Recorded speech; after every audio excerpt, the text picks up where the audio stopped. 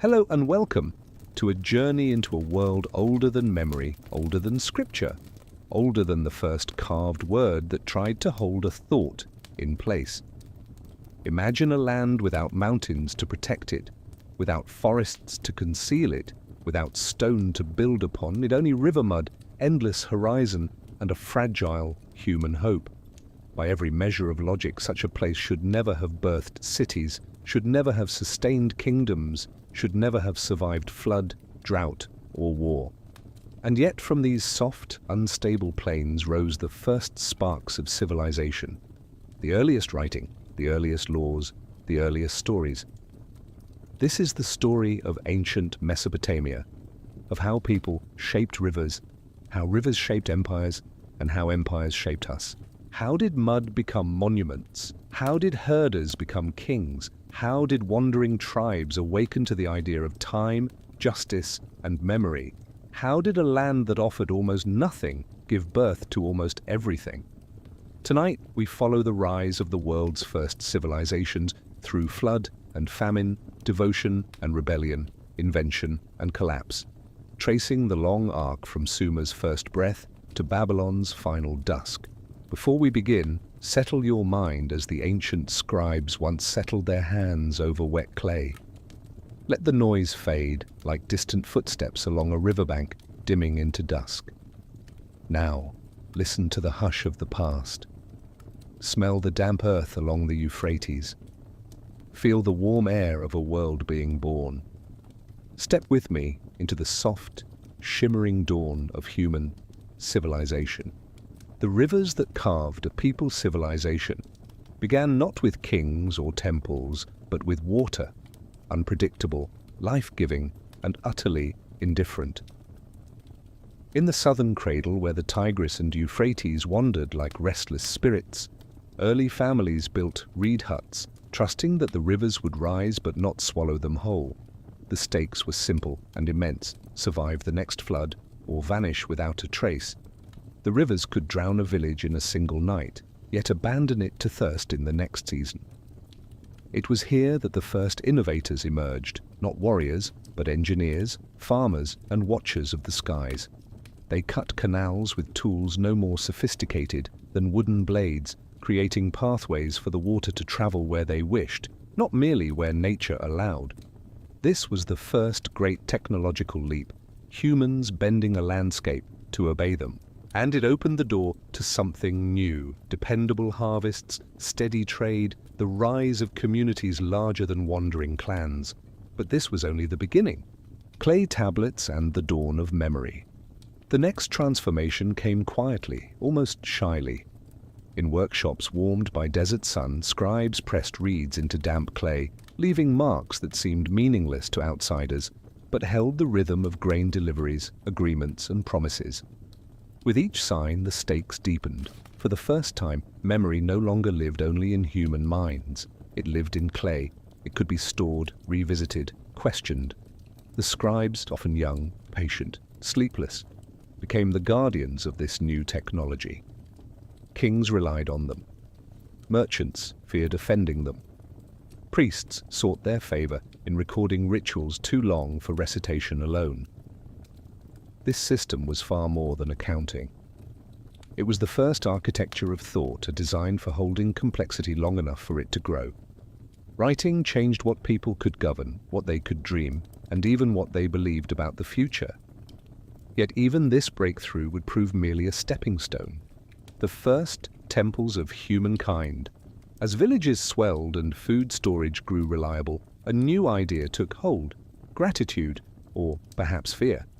Or perhaps a need for meaning stronger than survival itself. Communities gathered to worship forces they could not command. Storm winds, fertile soil, heavenly lights that timed the seasons. At first, these gatherings were small: altars made of mud, offerings of barley, carved tokens set upon simple platforms. But as their settlements flourished, so did their devotion.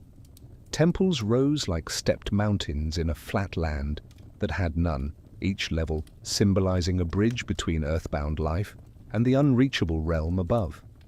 Priests emerged as interpreters between these worlds. They read omens, organized feasts, managed land, oversaw construction. In many ways, they became the first administrators of cities. What began as spiritual expression slowly transformed into political authority, shaping who held power and why, and redefining what it meant to belong to a community. But this was only the beginning of what faith could create, and what ambition could destroy. Kingship in the land of mud and stars power, once gathered, never remains still. With temples accumulating wealth and priests guiding communal labor, a question sharpened like a blade. Who would rule? From this question emerged the first kings of Sumer, figures half remembered in myth, half rooted in the dust of archaeological records. They claimed divine favor, yet their authority was relentlessly practical.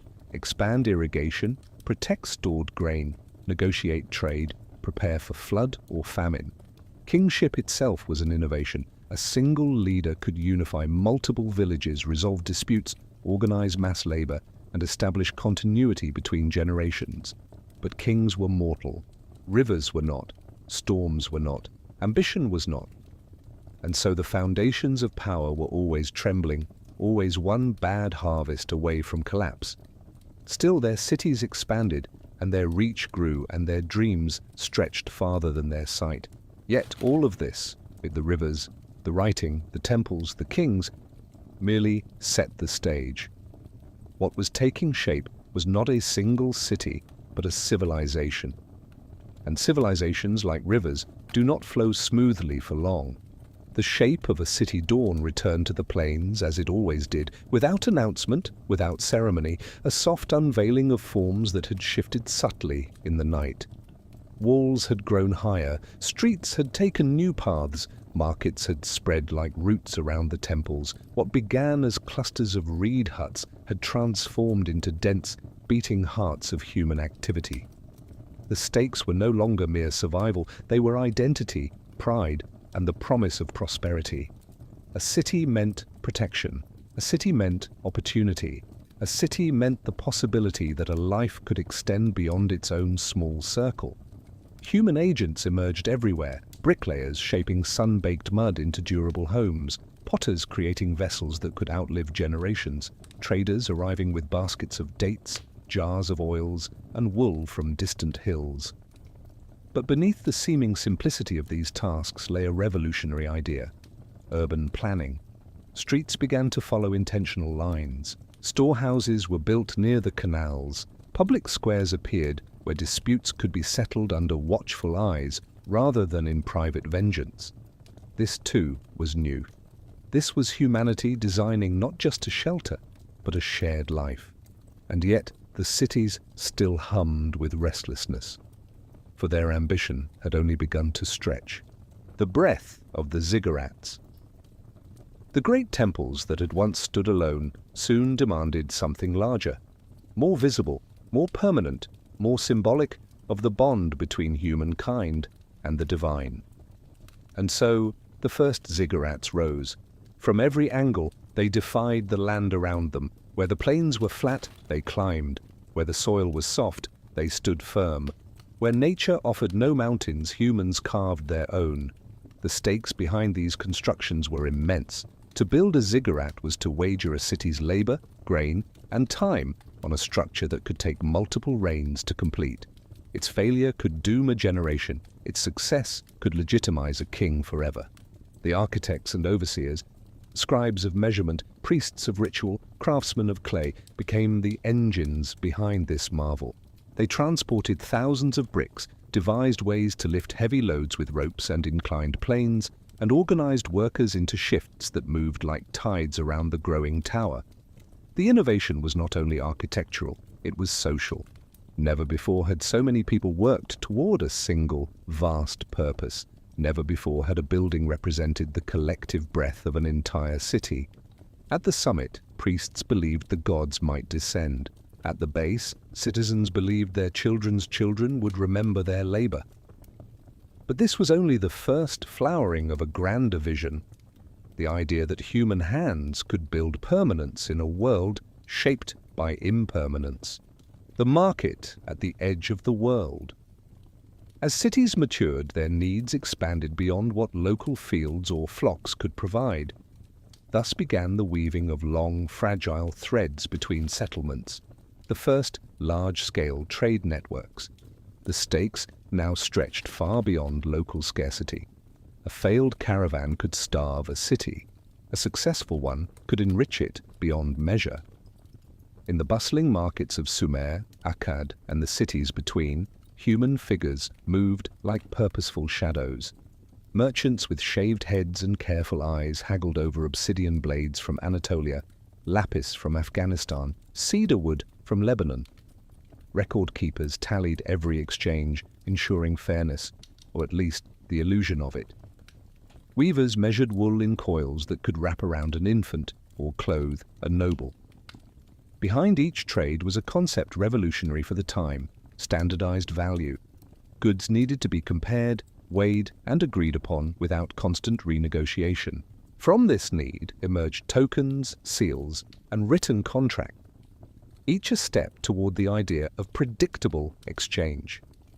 Trade did more than enrich cities, reshape them. Foreign words blended into local dialects. Foreign gods slipped quietly into temple carvings. Foreign customs influenced dress, music, and even the way people built homes. Through trade, cities did not merely grow wealthier, they grew wider in spirit, broader in imagination. But trade also brought something darker: competition. And where competition sharpened, conflict followed. The silent march of bronze. A new technology entered the land quietly at first, a shimmering promise carried in the hands of metalworkers experimenting with fire and ore. They discovered that copper alone was soft, but copper mixed with a hint of tin became something else entirely: harder, sharper, more durable: bronze.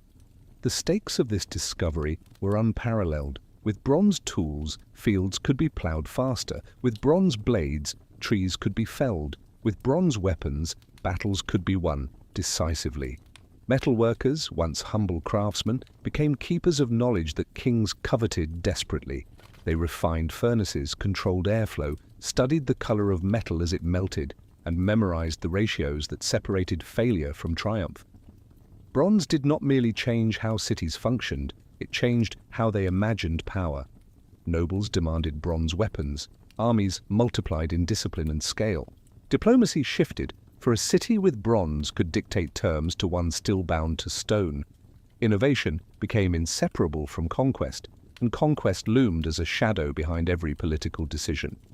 But even as weapons gleamed, another transformation was brewing: a redefinition of how people ruled one another. The birth of the city-state. The land between the rivers, once dotted with scattered villages, had transformed into a constellation of independent city-states, each a world unto itself. Ur, Uruk, Lagash, Nippur, Kish. Names that would echo for thousands of years, rose with competing ambitions. Each had a patron god, each had a noble lineage, each believed it was chosen for greatness. The stakes were existential. If one city controlled the canals, others would wither. If one city dominated trade routes, others would starve. Human agents stepped into this tense landscape: generals, emissaries, and rulers who balanced diplomacy with intimidation. Temples advised kings, kings commanded armies, armies protected or ravaged their neighbors. A new political idea took hold: sovereignty. A city was more than a settlement. It was a living entity with its own laws, pride, and destiny. But the very individuality that fueled their brilliance also sowed discord. Every gain by one city was a loss for another. Every alliance was temporary. Every peace trembled under the weight of ambition. And so, for the first time, the land prepared itself for a different rhythm. The rhythm of organized conflict, fought not for survival alone, but for supremacy. This, too, marked only a single turn in a much longer cycle. For beneath the competition of cities lay a deeper question: who would unite this fractured land, and at what cost? The first murmurs of unrest night settled over the southern plains, but the cities did not sleep. Torchlight flickered along the tops of new-built walls. Guards paced with bronze-tipped spears. Scribes bent over clay tablets, recording harvests, debts, and the complaints of farmers whose fields had not received enough water. For the first time, the stakes of daily life were no longer purely natural. They were political. If a canal favored one district over another, whispers began. If a temple received too generous a portion of grain, resentment followed. If a king taxed heavily to fund walls or statues, frustration simmered. The human figures at the heart of these tensions were many. Overworked farmers, ambitious priests, restless nobles, anxious merchants. Each wanted stability, yet each pulled the city in a different direction. And so a dangerous idea began to circulate, that the right to rule could be challenged. That kingship was not divine, but earned, and could be lost. This was the moment when cities learned that order was fragile and power was never guaranteed.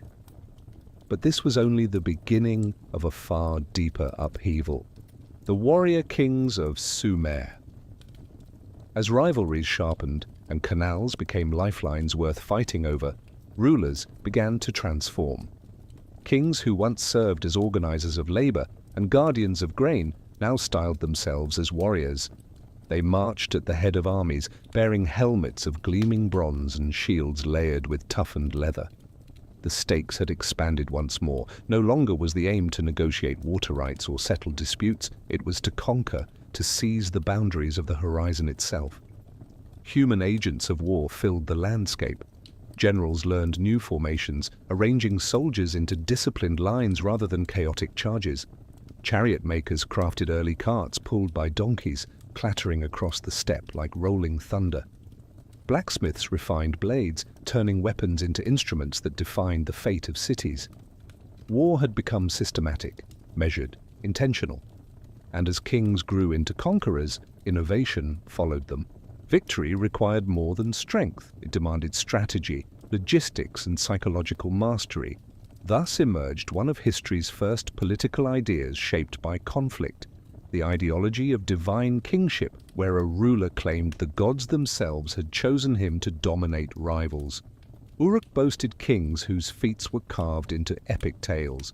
Kish demanded tribute as the first among equals. Lagash and Umma waged war over borders drawn on clay tablets centuries old. The land between the rivers had become a theatre of ambition. And yet even this did not prepare it for what was coming, a seismic shift led by a ruler unlike any other, Sargon and the dream of empire. Into this fractured landscape stepped a man whose origins were whispered rather than known. He would be called Sargon of Akkad, though the stories of his birth spoke of river baskets and secret parentage. Whether myth or memory, he rose from obscurity to redefine the entire world. The stakes at his arrival were immense. Could a single ruler bind the city-states together?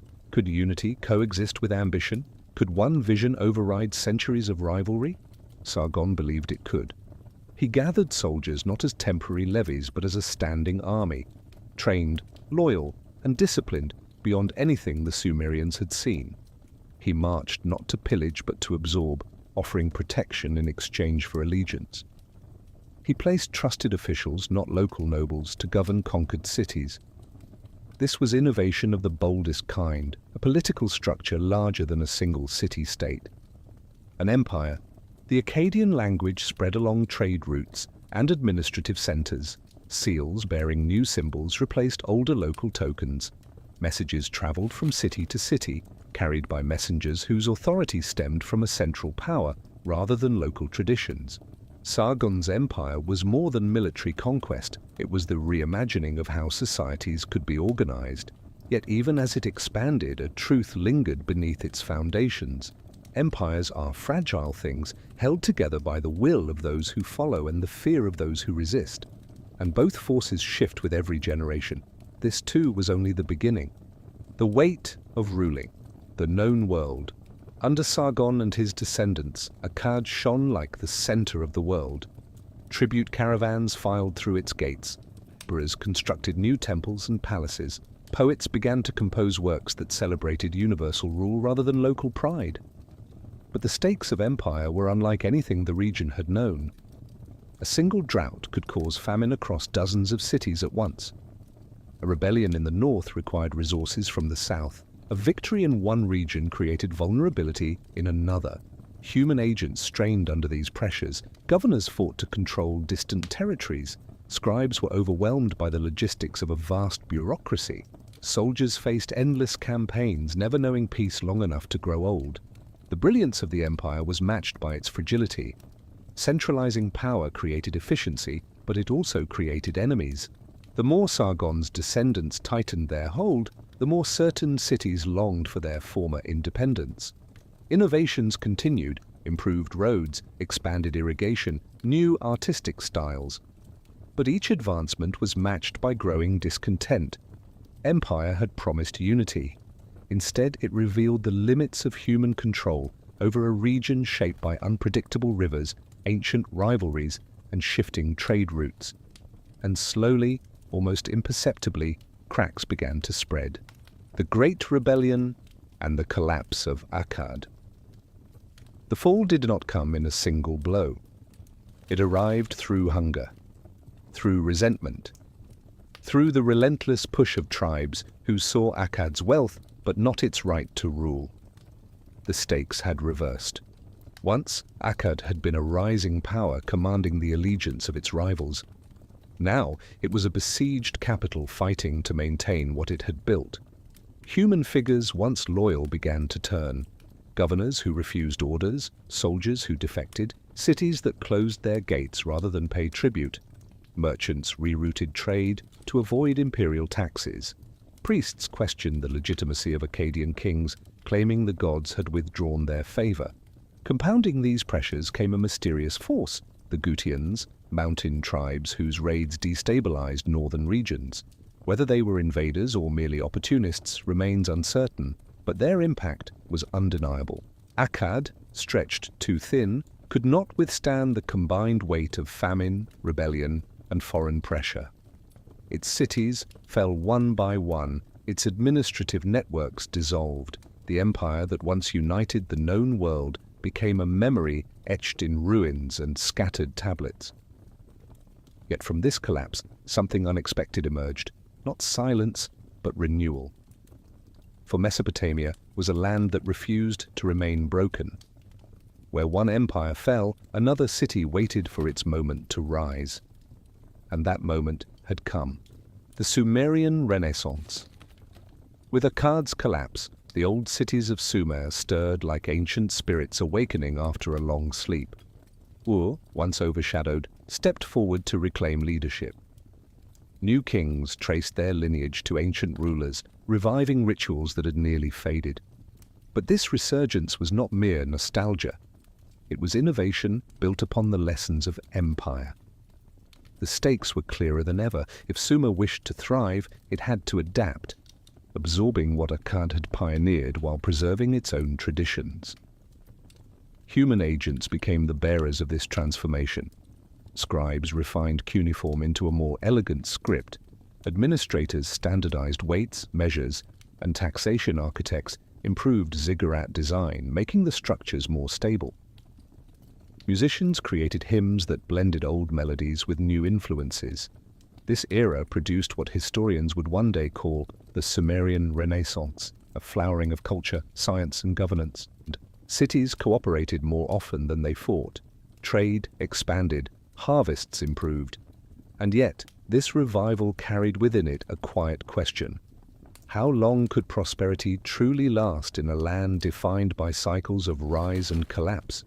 For even as Sumer reached its new golden age, another power was gathering strength to the north, a kingdom with sharper ambitions, stronger armies, and a vision shaped by the lessons of every civilization that had risen before it. The next transformation would not merely shift the balance of cities, it would redefine the land entirely. When ashes became seeds, morning drifted across the plains with a muted amber glow, revealing a landscape still marked by the chaos of Akkad's fall. Fields lay abandoned, canals clogged with silt waited for the labor of thousands who had fled or perished. Village shrines stood cracked and hollow, their statues toppled or stolen. And yet, like sprouts pushing through burned soil, The old Sumerian cities were rising again. Ur's banners unfurled over the southern horizon. Nippur's priests restored ceremonies that had nearly vanished. Lagash once more sent traders along the river, their reed boats heavy with wool, fish, and barley. But the stakes had shifted. Revival alone was no longer enough. The people needed protection, not only from drought or famine, but from the turbulence of the wider world. For while Sumer pieced itself back together, a new power stirred far to the north. A land where stone was plentiful, where hills rose like the backs of sleeping giants, and where warriors learned the value of unity long before the southern cities understood the threat forming beyond their horizons. This northern kingdom would soon descend upon the plains like a long-awaited storm, and it would change Mesopotamia forever. The rise of Assur's children. In the rugged hills along the upper Tigris, the city of Assur forged a character unlike any found in the southern lowlands. Its people lived in harsher lands where farming demanded relentless labor and raiders from neighboring tribes tested their borders. Strength was not optional, it was necessary. The stakes of life in Assur were etched into its stone foundations. If the city faltered, rival clans would overwhelm it. If its rulers hesitated, the mountain tribes would descend. Human agents shaped this early Assyrian identity. Chieftains who bound villages through alliances, generals who organized militias into disciplined groups, and merchants who traveled great distances, learning the customs of peoples far beyond the two rivers. What began as a modest city-state soon developed a remarkable innovation, an organized, permanent military structure, not simply levies raised in times of need. Assur's leaders understood that power did not come from controlling fields alone. It came from controlling movement, trade routes, and the flow of tribute. Their caravans required protection. Their borders demanded vigilance.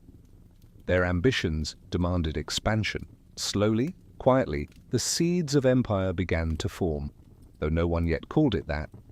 But Assur's time would come, and when it arrived, its kings would redefine what force meant in the ancient world. Yet before Assyria ascended, another power, older, wiser, and determined, was rising to reclaim the south. The Three and the dream of restoration. From the embers of Sumer's revival emerged a ruler who believed he could do what Sargon had once done, but better. His name was Ur-Nammu. He was not the first to claim divine favor, nor the first to build great structures, but he was the first to blend Sumerian tradition with the lessons learned from the fall of Akkad.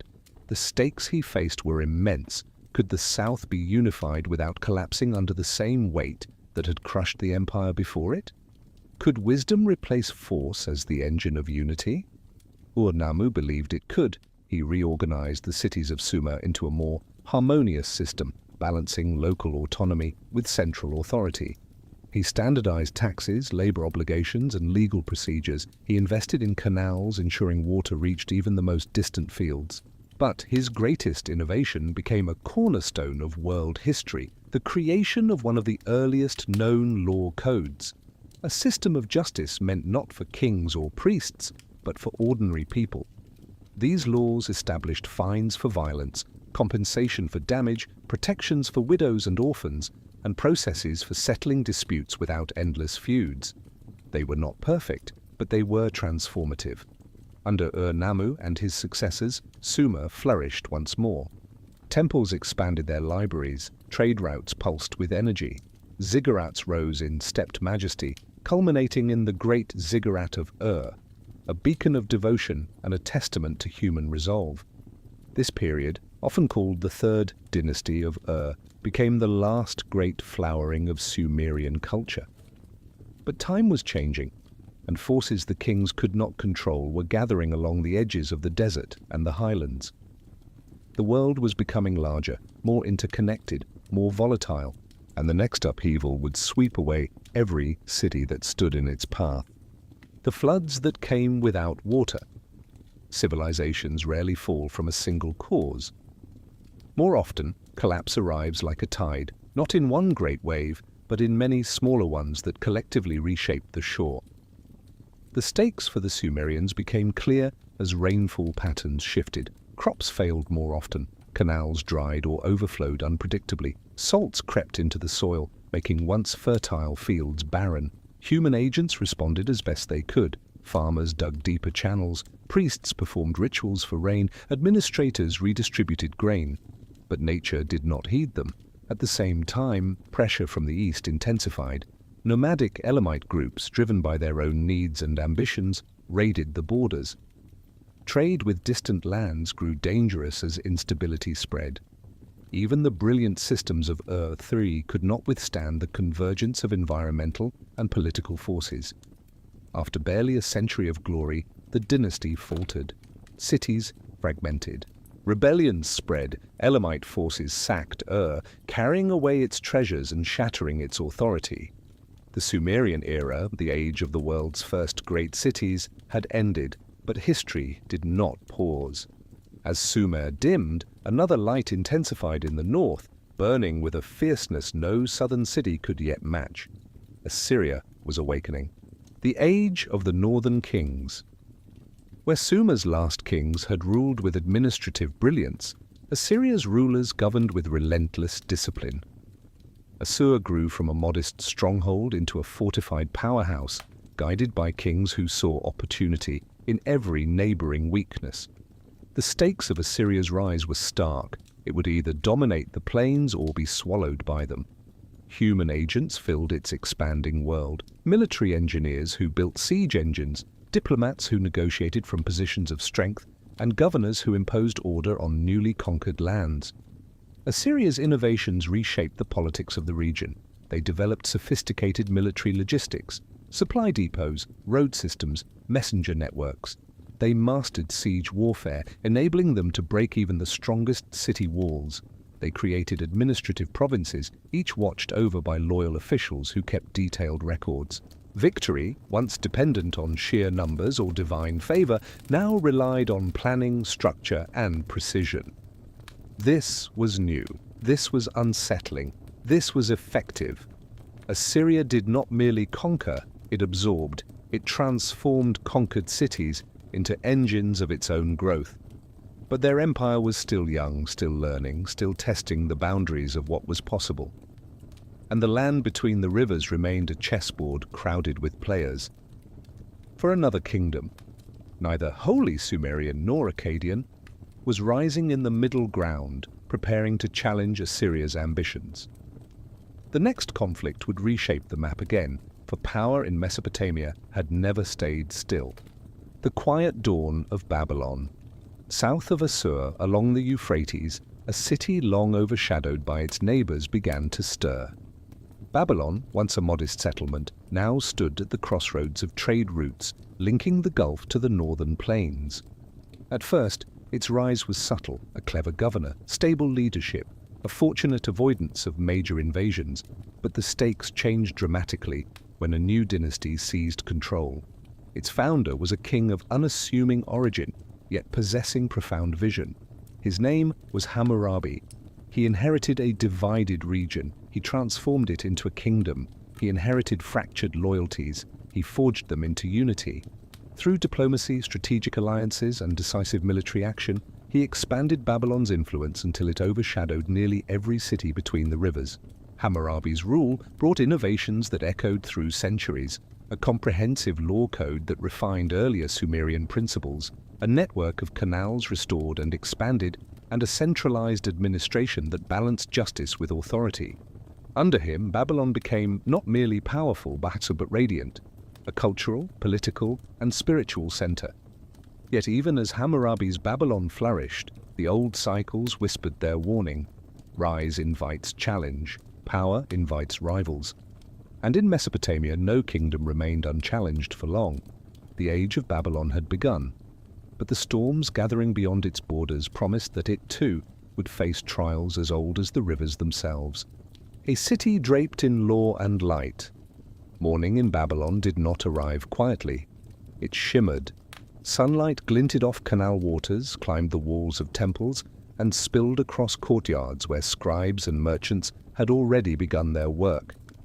Here, civilization felt less like a fragile experiment and more like a thriving certainty. Yet behind the beauty lay immense stakes. Babylon's very identity depended on order, the delicate weaving of justice, irrigation, commerce, and ritual into something stable enough to endure. Into this world stepped Hammurabi, the king whose vision rose above the concerns of any single city. He understood that power without structure collapsed, that prosperity without fairness bred resentment, that unity without clarity drifted into chaos.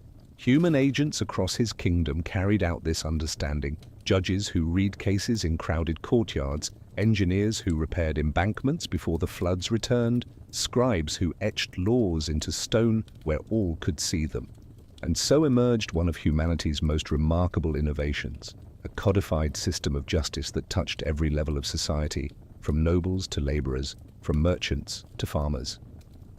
The Code of Hammurabi did not guarantee perfect fairness. No law ever could. But it made justice visible, predictable, and binding. It declared that authority brought responsibility, that wrongdoing had consequences, that the weak deserved protection. For a moment, the land between the rivers felt balanced, stable, illuminated by a clarity rare in human history. But history does not pause, and Babylon's brilliance drew shadows toward it. The web of alliances and quiet rivalries. As Hammurabi consolidated the south, the political map shifted like dust in a slow, deliberate wind. To the north, Assyria watched with wary calculation. To the east, Elam weighed its own ambitions. To the west, smaller kingdoms maneuvered for advantage as Babylonian influence grew. The stakes of geopolitics had sharpened. Every treaty was a thread woven into a tapestry that could either secure peace or unravel at the slightest pull. Human agents stood at the nexus of these shifting allegiances, envoys who traveled weeks to deliver messages sealed in clay, generals who evaluated borders for strengths and weaknesses, governors who ensured cities remained loyal in uncertain times. Diplomacy itself became an innovation. Rather than conquering every rival outright, Hammurabi forged pacts, offered protection, and negotiated mutual benefits. Through these delicate maneuvers, he expanded influence without excessive bloodshed, at least for a time. And yet, behind each agreement lingered the understanding that alliances in Mesopotamia rarely endured. Cities remembered old grievances, kingdoms remembered ancient humiliations. Sooner or later, the calm would crack. War under the open sky. When the inevitable conflicts arose, they came with the swiftness of summer storms. Rival kings tested Babylon's strength. Border raids flared. Trade routes were disrupted by opportunistic warlords who exploited political uncertainty. The stakes escalated. If Babylon faltered, its entire coalition would collapse. If Hammurabi lost a battle, his legitimacy would fracture. Human figures once peaceful took on martial roles. Foot soldiers marched in tight formations. Archers released volleys that darkened the air. Charioteers, gripping bronze-tipped spears, thundered across open plains. But war had evolved from the chaotic clashes of early city-states. Now, conflict required organization, supply chains, strategic communication, coordinated maneuvers. Babylon, learning from both Sumer and Akkad, wielded war as a tool of order, not destruction for its own sake. Victories strengthened loyalty. Defeats, however rare, emphasized the fragility of peace. Through each battle, Hammurabi's rule solidified. Yet beneath the triumphs lay a truth familiar to every Mesopotamian ruler. Stability forged by a single leader lasted only as long as that leader lived. The twilight of a golden reign. As Hammurabi aged, Babylon's radiance endured, but the air grew heavy with uncertainty. The canals still flowed, the markets still bustled, the temples still hummed with hymns, but the stakes had changed. A kingdom built upon one man's charisma must learn to stand without him. Human agents within the administration felt the shift. Some sharpened their loyalty, others sharpened their ambitions. Scribes recorded policies with increasing urgency, as though afraid the king's wisdom would vanish if not preserved. Generals assessed the frontiers knowing rival powers would test Babylon the moment the throne weakened. Nobles whispered of succession, though never loudly enough to catch the king's ear.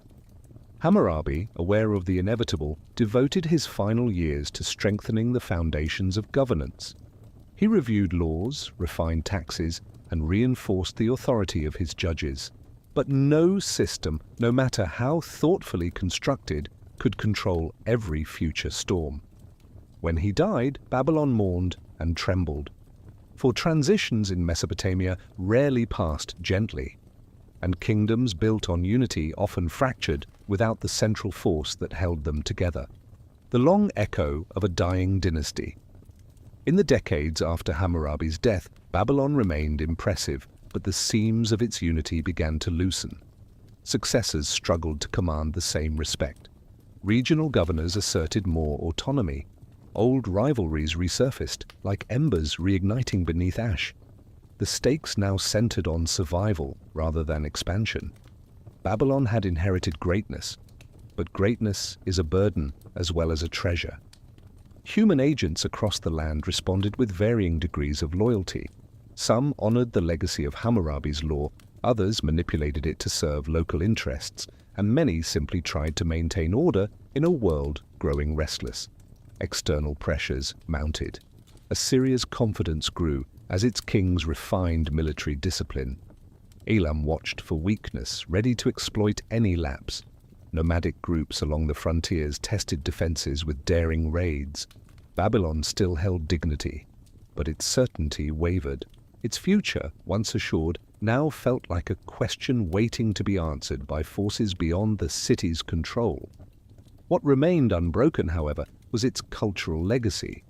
The language spoken in its streets, the rituals performed in its temples, the laws carved into stone, the stories told beneath its lamplight. But the coming century would not be gentle. The world was shifting, expanding, hardening, and the next chapter of Mesopotamia would belong not to scribes or priests, but to empires forged through relentless discipline and relentless ambition. The lions of the north had been watching. Now they approached. When quiet streets began to tremble, evening settled over Babylon with the same warm glow that had soothed its people for generations. But beneath the calm, the air carried a new density, a tension that felt like the weight of approaching hooves, far away, yet unmistakable. To the north, in lands hard with stone and cold winds, Assyria had awakened fully. The world had shifted, and Babylon sensed it. The stakes were no longer regional, they were civilizational. Babylon still held its beauty, its laws, its temples, and its prestige. But Assyria possessed something far more formidable: discipline sharpened into identity, violence organized into policy, and ambition forged into destiny. Human agents inside Babylon felt the pressure before any messenger brought news. Scribes noted troop movements along border towns, merchants complained of disrupted routes, priests observed omens that suggested future upheaval. The land was quiet, yes, but not at peace. Quiet the way fields are quiet before thunder, quiet the way a breath is held before a shout. And drought, that ancient adversary, crept across the fields once again. The rivers grew thin, the soil stiffened, grain yields shrank. In such moments of ecological strain, the political world always shifted. This time, it was Assyria that would seize the opening. Ashur's kings learned the art of empire. In the stone-built sanctuaries of Assur and Nineveh, kings proclaimed their authority not as mere rulers, but as chosen instruments of divine will.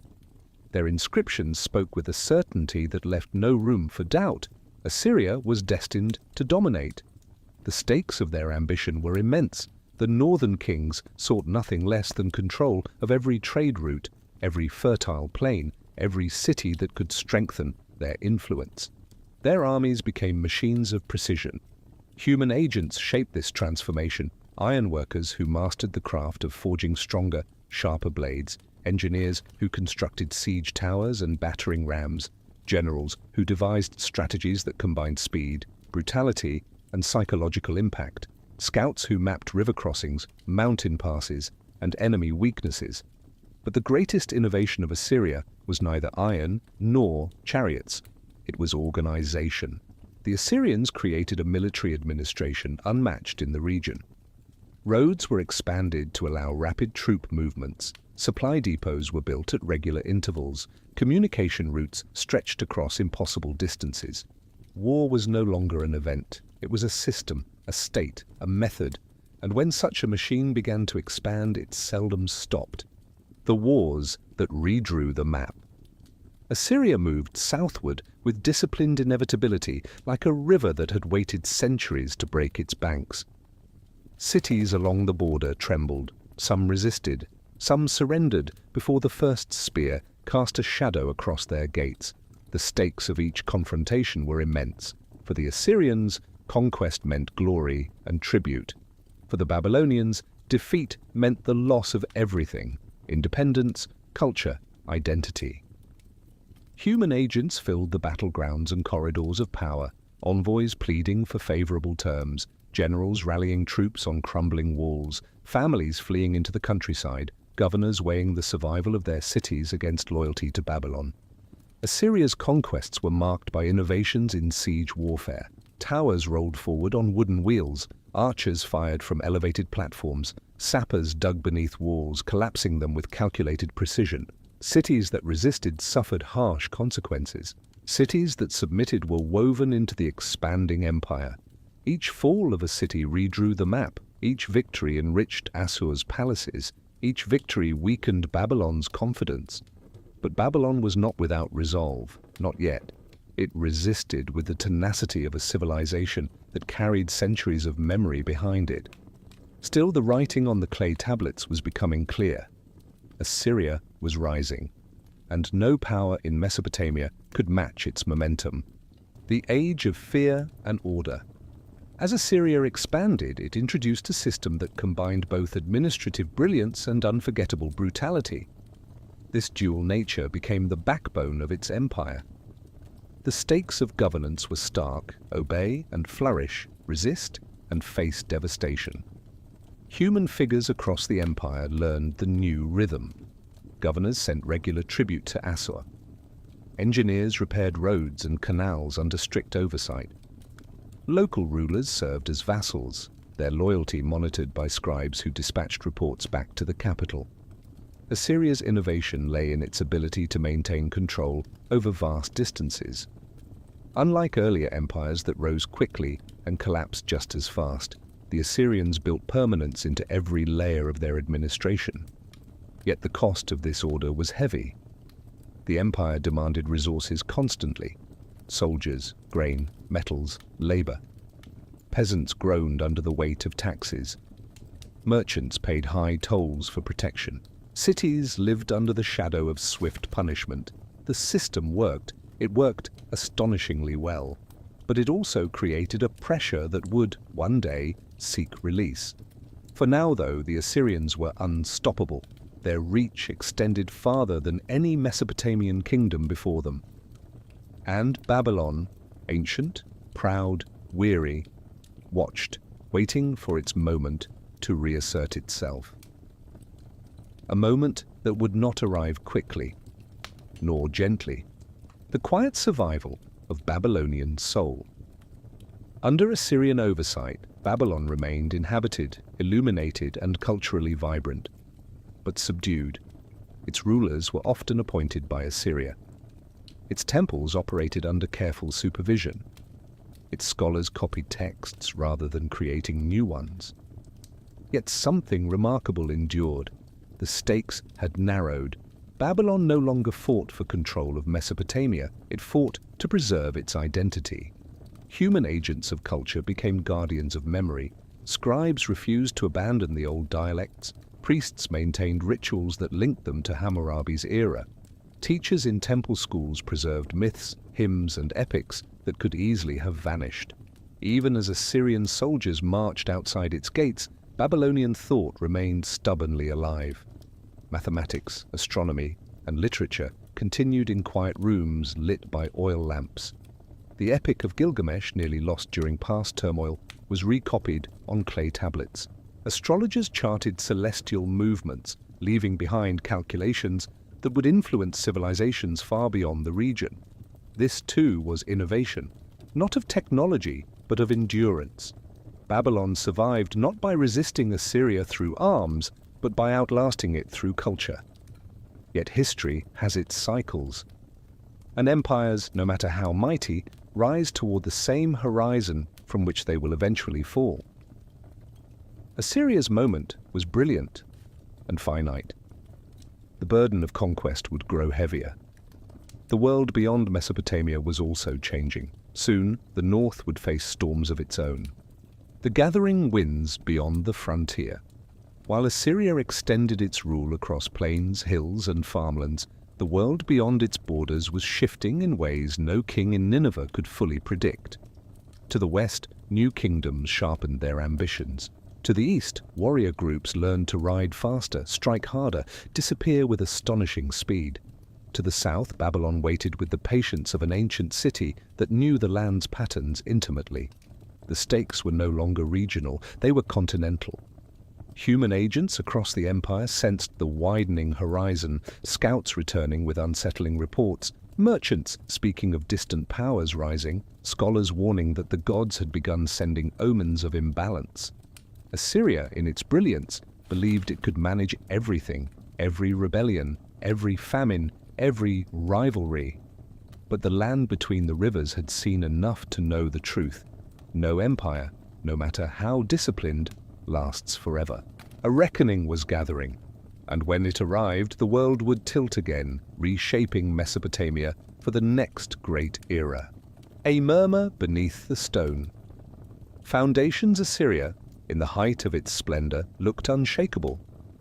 Its palaces rose like mountains carved from sunlight. Its libraries stored wisdom from a dozen conquered lands. Its armies marched with the precision of an iron heartbeat. And yet, beneath that majestic weight, something fragile began to tremble. The first signs were subtle, a delay in tribute from a far western province. A governor whose reports grew suspiciously vague. A caravan that vanished en route to the capital. Small fractures, barely visible, yet undeniable. The stakes were shifting once again, not in the walls of Nineveh or the gates of Assur, but in the spaces between them. The empire had stretched too far, reaching into lands whose loyalties were paper-thin and whose traditions differed sharply from the center. Human agents noticed this change in their own ways. Messengers returned from distant territories with strained expressions. Scribes wrote more cautiously, aware that discrepancies in reports could lead to accusations of disloyalty. Priests whispered that the omens had turned ambiguous, never a good sign in Assyria's divination halls. Assyria still stood tall, but the ground beneath its feet had begun to shift. The burden of endless victory. Triumph had become Assyria's identity. Every king was expected not merely to maintain the empire, but to expand it. To fail was to betray the gods. To retreat was to invite chaos. But the stakes of this expectation grew heavier with each passing reign. Every conquest demanded troops to occupy new lands. Every rebellion required suppression. Every famine in a distant province required shipments of grain and labor. The empire strained under its own size. Human figures across the empire felt this tension. Quartermasters struggled to keep armies fed. Artisans pressed into service grew weary, unable to return home for years. Governors managed populations that no longer feared Assyria as deeply as before. And fear had long been Assyria's most reliable policy. Even the great cities began to feel the pressure. Nineveh's storerooms emptied faster than they were filled. Officials quarreled over resource allocations. King after king launched campaigns, each seeking to prove his worth, each stretching the empire thinner. Innovation in warfare had carried Assyria to the heights of power, but innovation in governance could not keep pace with its ambitions. This was the beginning of imbalance, an empire tilted forward, unable to slow without falling. The first shouts of rebellion. The rebellion started at the periphery, where Assyrian authority had never been more than a shadow cast over distant lands. Small tribes refused tribute. A governor was expelled, a minor fortress declared independence. Individually, these were nothing. Together they formed a pattern. The stakes had escalated from administrative headaches to existential threats. To lose one province was to embolden another. To show weakness in one region was to invite chaos everywhere. Human agents took on new roles overnight. Generals marched south and west to crush uprisings. Emissaries tried to restore alliances. Informants infiltrated rebellious cities, gathering rumors like precious grain. Some rebellions were quelled quickly. Others burned longer, fueled by memories of past devastation or the hope of new allies beyond the empire's borders. But the rebellions exposed a truth Assyria could no longer deny. Its grip was tightening, but its strength was thinning, and its enemies, long suppressed, were learning to coordinate. The rising star of Babylon. Once more. In the south, the ancient city of Babylon watched Assyria's struggles with the patience of a civilization older than memory itself. It had endured periods of darkness, submission, and humiliation. But its culture, its soul, had never dimmed. The stakes for Babylon were profound. A weakened Assyria meant possibility. Possibility meant revival. Revival meant reclaiming its place as the heart of the south. Human agents within Babylon sensed the turn of the tides. Nobles quietly rebuilt alliances. Priests restored rituals that had been suppressed. Militia leaders trained more openly, knowing Assyria could no longer respond with overwhelming force. A new dynasty emerged, cautious yet resolute. It moved not with the brashness of conquerors, but with the slow, deliberate confidence of a city that understood power's cycles intimately. Under these leaders, Babylon began to extend influence. A treaty here, a defensive pact there, a subtle undermining of Assyrian governors stationed too far away to react swiftly. For the first time in generations, Babylon whispered of autonomy, and the whispers grew louder. But Babylon was not Assyria's only problem. Far beyond the southern marshes and the western deserts, another force was gathering, a people forged not in cities, but in hard lands, shaped by mountains and cold winds. Their arrival would remake the world. The Medes and the return of the highlands. Far to the northeast, in the rugged lands where winter winds carved through stone and valleys, the Medes were growing in strength. They had not forgotten Assyrian raids. They had not forgiven the destruction of villages and the taking of hostages. The stakes for the Medes were not political at first. They were personal. They sought vengeance. They sought independence. They sought unity, a concept that had long eluded the tribes of the highlands. Human agents emerged who could turn scattered clans into a nation. Chieftains forged alliances through marriage, oath, and blood. Warriors trained in coordinated formations. Messengers traveled between mountain fortresses, spreading news that the time for reckoning drew near. The Medes mastered a new innovation in warfare, rapid, coordinated strikes from difficult terrain, a tactic that confounded the Assyrian armies accustomed to open-field domination. Assyrian generals, busy suppressing rebellions elsewhere, could not respond with the overwhelming force that once defined their empire. The Medes remained just out of reach. Just dangerous enough, just unified enough. A storm was forming, not one that Assyria could easily outfight, a storm that would require allies, and there was only one natural choice. Two ancient enemies become partners. Babylon and the Medes, bound by centuries of completely different histories, found common cause. Assyria had oppressed them both. Assyria had threatened them both. Assyria had weakened just enough for cooperation to seem possible. The stakes of this alliance were monumental. If they succeeded, the greatest empire the ancient world had ever known would fall. If they failed, Assyria would annihilate them with a vengeance, unlike anything seen before. Human agents shaped this fragile alliance. Envoys traveled between the highlands and the river plains, negotiating terms under the weight of mutual suspicion. Militaries coordinated timing, choosing moments when Assyrian forces were stretched elsewhere. Priests performed rituals asking the gods to bless a union between peoples who had spent centuries misunderstanding each other. What united them was simple: survival. And in their unity, Assyria saw, for the first time, a genuine threat, one that could not be intimidated, bribed, or crushed quickly. The empire that had defined Mesopotamia for generations now felt the chill of fear. Assyria fought back with the fury of a wounded beast. Its kings rallied troops from across the empire. Siege engines rolled, walls were rebuilt, vassals were threatened into obedience, but the efforts felt scattered, unfocused, desperate. The stakes had grown too vast to control. Every victory came with losses Assyria could no longer afford. Every campaign exposed another weakness. Human agents in the capital sensed the shift. Scribes wrote fewer triumphs and more laments. Priests interpreted omens with growing unease. Nobles whispered that the gods might have withdrawn favor. Assyria remained mighty, but its might now stood against the weight of history itself, against rising alliances, against the exhaustion of an empire stretched far beyond its natural limits. The stage was set. The actors were assembled. The storm had tightened around the heart of Assyria. Soon, the world between the rivers would witness a fall so dramatic, so complete, that it would echo through every ancient kingdom that followed.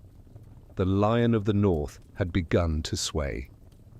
And a final blow was coming. The night the North held its breath.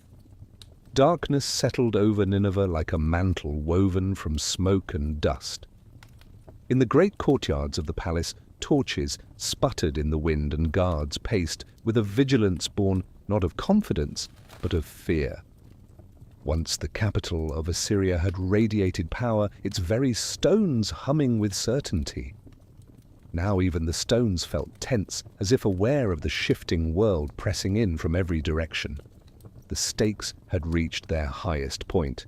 The largest empire the Near East had ever seen was cornered. Its borders shrank, its armies thinned, its allies evaporated. Human agents walked through the city with the heaviness of people who sensed the end approaching. Scribes struggled to record dwindling supplies in half-lit chambers. Priests interpreted omens that grew darker by the week. Merchants whispered rumors of approaching armies. Mothers carried their children with hurried steps as if movement alone could postpone destiny. Nineveh still stood tall, but only in appearance. Its strength was no longer in its walls, but in its memory. And memories cannot stop armies. The siege that broke an empire. From the highlands, Median armies descended with the sharp, quiet precision of winter frost. From the southern plains, Babylonian forces advanced with steady determination, carrying the accumulated grievances of generations. Together they closed around the Assyrian capital like a tightening fist. The stakes of this moment were absolute. If Nineveh held, Assyria might regain its footing. If it fell, the empire would crumble beyond repair. Human agents took their places on the great stage of the siege. Babylonian engineers constructed ramps and siege towers. Median archers rained arrows that blotted out the sun. Assyrian defenders hurled stones, spears, and boiling liquids from the walls. Messengers darted through the narrow streets, delivering news that grew more desperate with each passing day. For weeks the assaults crashed against the city like waves against a cliff. Nineveh resisted with the tenacity of a lion in its final hour. But no wall is unbreakable, no empire is eternal. When the final breach came, it was not with a triumphant roar, but with a sound like the sigh of a collapsing world stone giving way under relentless pressure, the city exhaling its last breath. The attackers surged inward. Fire climbed the palaces. Libraries filled with centuries of knowledge crumbled into ash. The greatest city of its age was undone in a single night of devastation. And with Nineveh's fall, the Assyrian Empire, indomitable for centuries, dissolved into the dust. The echo after the roar. The world awoke to a silence it had never known. A silence where Assyrian edicts no longer echoed across provinces, where Assyrian armies no longer marched in iron unison, where Assyrian governors no longer dictated the rhythm of distant cities. The stakes for the next era were startlingly open. Without Assyria, every kingdom, tribe, and city faced new possibilities and new dangers. Human agents across the region scrambled to adjust. Governors who had once trembled under Assyrian authority declared independence. Merchants recalibrated trade routes. Priests sought new interpretations of old gods, and farmers quietly returned to their fields, grateful to survive another day. The world between the rivers had lost its colossus. In its place emerged a patchwork of powers, uncertain and unstable. But amid the shifting sands of politics, one city, ancient patient never fully extinguished, stood ready to claim the mantle of leadership again. Babylon. The Renaissance forged from ashes. Babylon rose not with arrogance, but with a calm sense of inevitability. Its scribes had preserved knowledge. Its priests had preserved rituals. Its merchants had preserved networks of exchange. Its people had preserved hope, perhaps the most crucial resource of all. The stakes of its renewed ascendancy were profound. With Assyria gone, the region needed structure, order, and identity. Babylon offered all three. Human agents fueled this resurgence. Engineers rebuilt canals damaged during the wars. Astronomers refined their observations, transforming the night sky into a map of understanding. Administrators created new systems of taxation and governance. Builders expanded temples and city walls, making Babylon once more a place of awe. The alliance that had destroyed Assyria slowly receded into the background, its purpose fulfilled. The Medes held the highlands, the Babylonians held the plains. A new age was beginning, one that would produce wonders the world would remember for millennia. But this age needed a leader whose vision could match its potential. Nebuchadnezzar and the dream of greatness. Into this moment of opportunity stepped Nebuchadnezzar II, a king whose name would echo through ancient history like a chisel striking stone. Where Hammurabi had given Babylon law, Nebuchadnezzar would give it grandeur. The stakes of his reign were both practical and symbolic. He sought to secure borders, enrich the economy, and elevate Babylon into a city unlike any the world had known. Human agents in his administration embraced these ambitions. Architects designed massive expansions of temples and palaces. Laborers worked in shifts around the clock. Merchants thrived under increased security along trade routes. Artists crafted reliefs that depicted Babylon's might and divine favor. Under Nebuchadnezzar, the city transformed. Streets widened, walls soared, canals gleamed with carefully controlled waters. The hanging gardens. Whether myth or memory became a symbol of this golden age, representing human creativity intertwined with natural beauty. Nebuchadnezzar's Babylon was not merely a city, it was a statement. A declaration that Mesopotamia still held the power to astonish even after centuries of war and collapse. But behind the glittering facade, deeper transformations were unfolding, transformations that would carry this region from the age of empires into the dawn of intellectual legacy. The House of Scholars and the birth of new wisdom. While kings shaped borders and builders shaped skylines, another revolution was taking place in quieter rooms.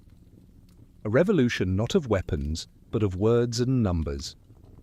Babylon became a sanctuary for learning.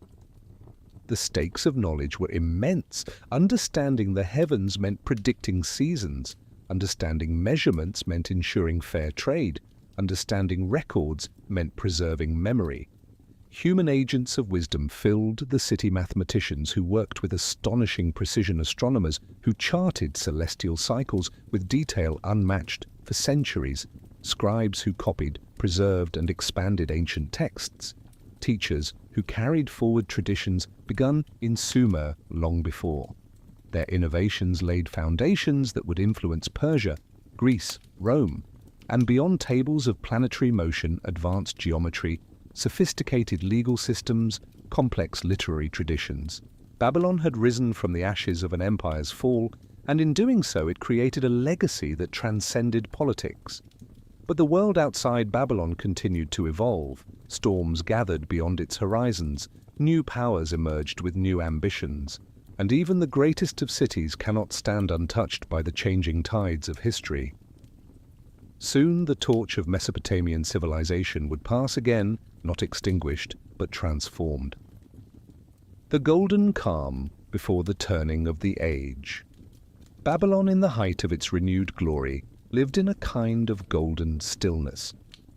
The canals shimmered beneath morning light, carrying the reflection of tall temples and the echoes of ancient prayers.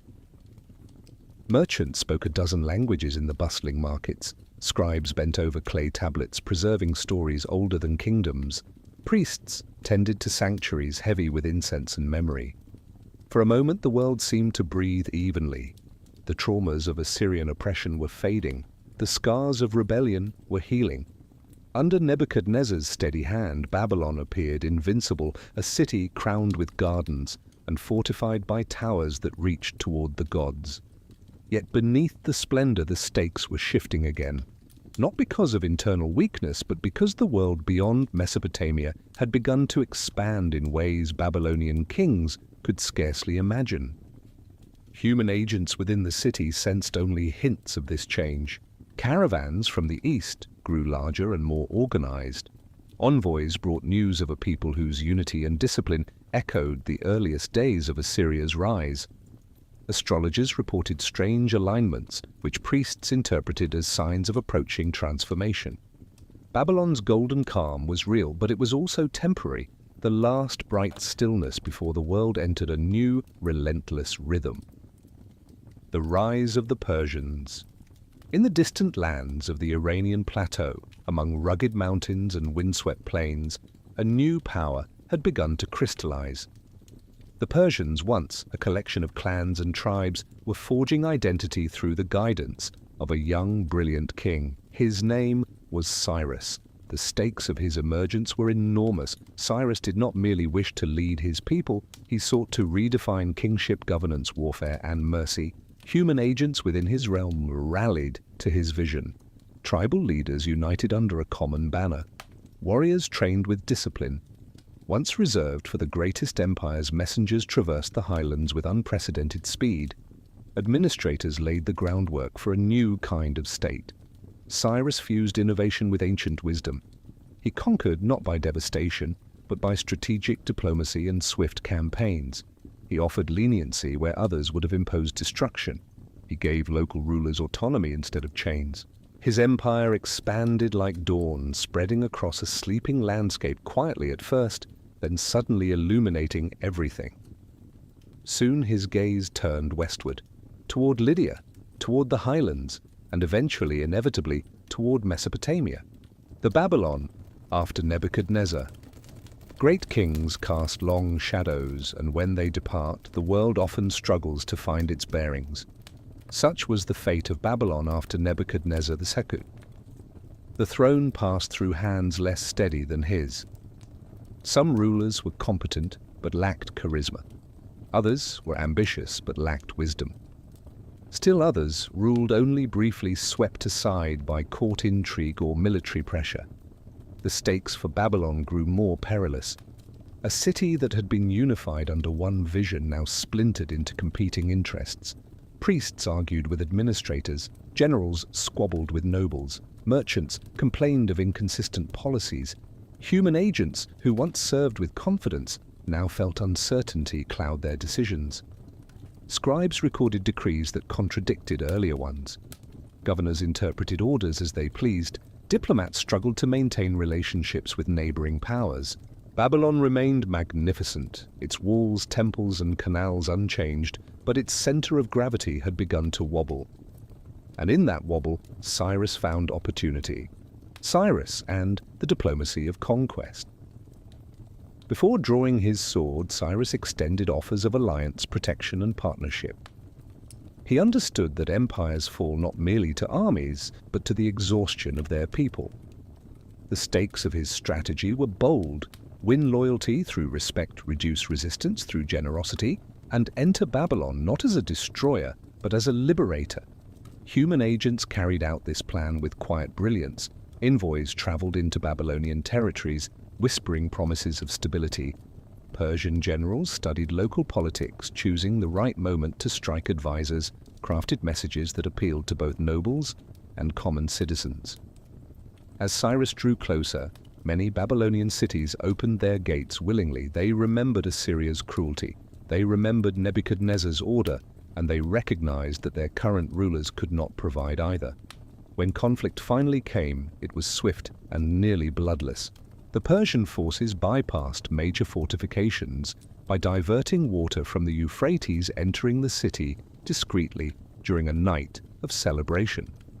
Thus Babylon, the city of Hammurabi, the city of kings and scholars, fell not with fire but with a gentle, inevitable yielding. The Cyrus cylinder and the new vision of empire. Cyrus did something no conqueror had done before. Instead of tearing down Babylon's temples, he restored them. Instead of punishing its people, he proclaimed their freedom. Instead of erasing Babylon's identity, he honored it. The stakes of this choice were revolutionary. Empires had always been forged by dominance. Cyrus forged his through legitimacy.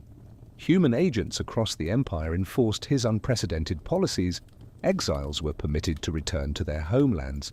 Religious freedom was promoted. Local languages and traditions were preserved. Administrators were appointed based on merit rather than fear. The Cyrus cylinder, a clay artifact inscribed with his proclamations, became a declaration of imperial philosophy. Empires, it said, need not be tyrannical. Kings need not rule through terror. Power could astonishingly be humane.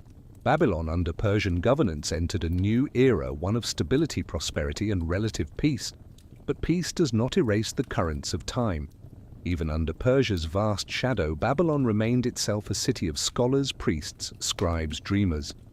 The legacy of thousands of years had not ended. It had simply found new guardians. The long dimming of ancient glory.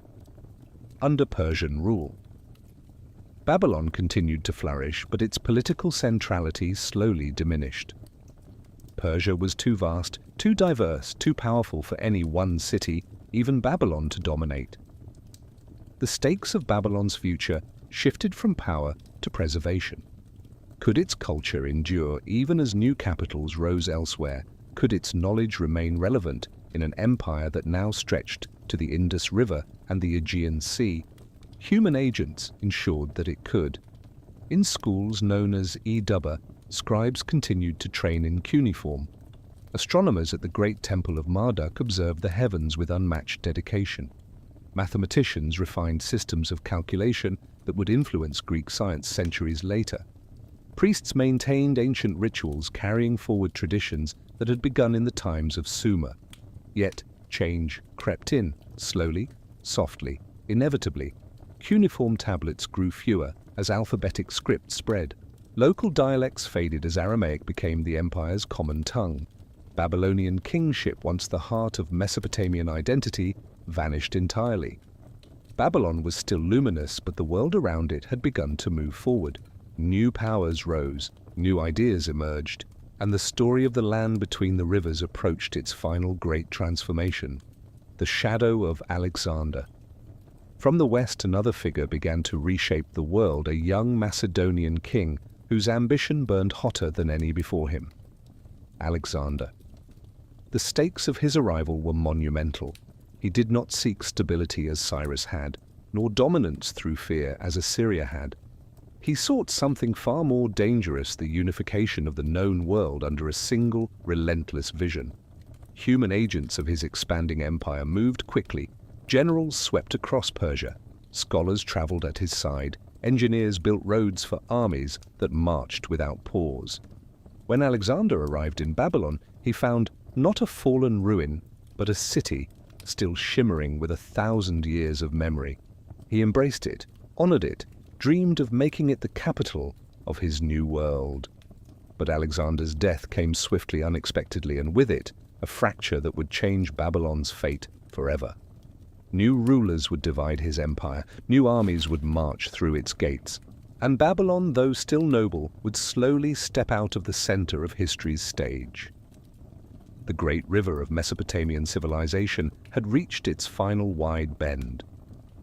Beyond it lay dispersal, transformation, and memory. The slow fading of the city of kings.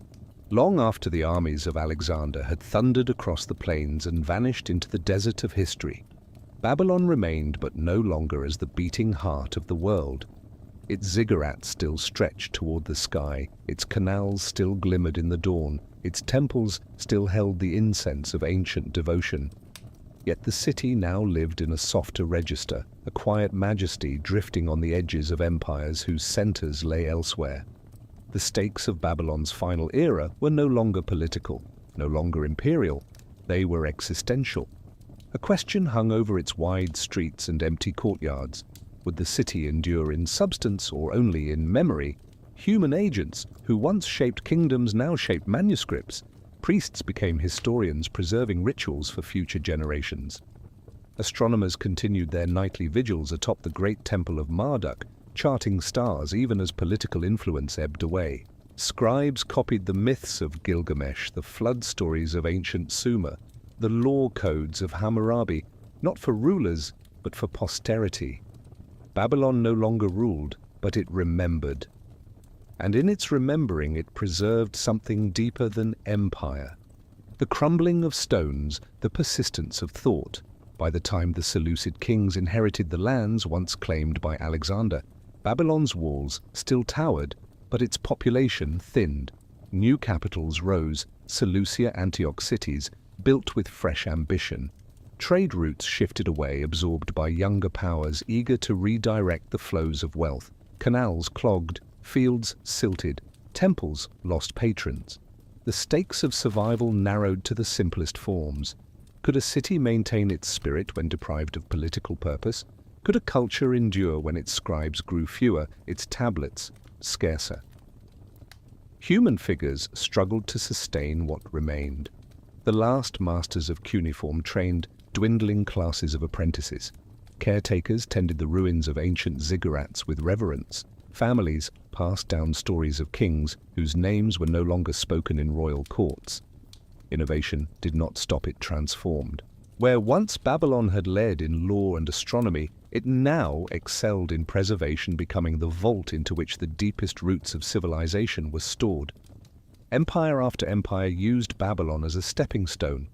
None understood that they were borrowing brilliance from a city whose time as a political power had passed, but whose intellectual legacy would outlive them all. The quiet end of an ancient script. In small clay rooms lit by oil lamps, the last generation of cuneiform scribes worked with a devotion few could comprehend. Their world was shrinking, but their task had never been larger: to ensure that thousands of years of knowledge would not be swallowed by the silence of time. The stakes of their work were monumental. If cuneiform died without being passed on, a civilization's voice would vanish. Human agents, fewer than ever, trained in signs that had evolved over millennia, wedge-shaped marks pressed into clay tablets baked in kilns until scripture hardened into stone. But outside those dim rooms, Babylon's language changed. Aramaic spread across the empire. Greek followed, then Latin. The wedge script became a whisper, then a murmur, then a shadow. One day, softly, without ceremony, the last Babylonian scribe placed down his stylus. No student followed. The world's oldest continuous writing system faded into silence. But the ideas it carried had already traveled far beyond the city. The ruins that taught the future centuries passed. Empires rose and fell like waves washing over the same ancient shore. The Parthians ruled then Rome's eastern heirs, then the Sassanids. Finally, new faiths and new languages spread across the land. Babylon's precincts grew empty. Wind moved through fallen archways. Shepherds grazed flocks along pathways once walked by kings.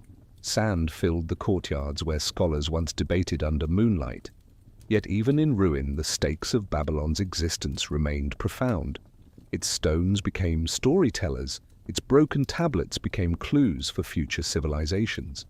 Human agents, long after its fall, rediscovered fragments buried beneath earth, and time archaeologists brushing dust from clay tablets, linguists unlocking the logic of forgotten signs, historians reconstructing the daily rhythms of people who had shaped the world.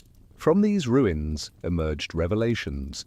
Not only that writing had begun here, not only that kingship had first found its shape here, not only that law, astronomy, mathematics, and literature had roots deeper than anyone had guessed, but that civilization itself, in its organized form, had once taken its first breath between the Tigris and the Euphrates. Babylon became more than a city. It became a mirror held up to the origins of humankind. The rivers that became time in the end, the story of Mesopotamia, is not the story of a single kingdom or even a sequence of empires. It is the story of humanity learning slowly, painfully, brilliantly how to shape a world rather than merely survive within it. The stakes of this grand narrative transcend any one people. How do societies emerge from hardship? How do ideas outlive the walls that sheltered them? How does memory persist when cities become sand? Human agents across 5,000 years contributed pieces to this immense tapestry. Sumerian farmers who dug the first canals, scribes who pressed the earliest signs into clay, priests who observed stars and seasons, kings who built cities from mud, and ambition engineers who raised walls, warriors who shattered them, scholars who preserved what remained. Their innovations shaped everything that followed: writing, law, trade, bureaucracy, astronomy, the concept of city itself. And all of it happened along rivers that still flow, though now carrying memories instead of barges. Mesopotamia's cities may have faded, but the world they created has not.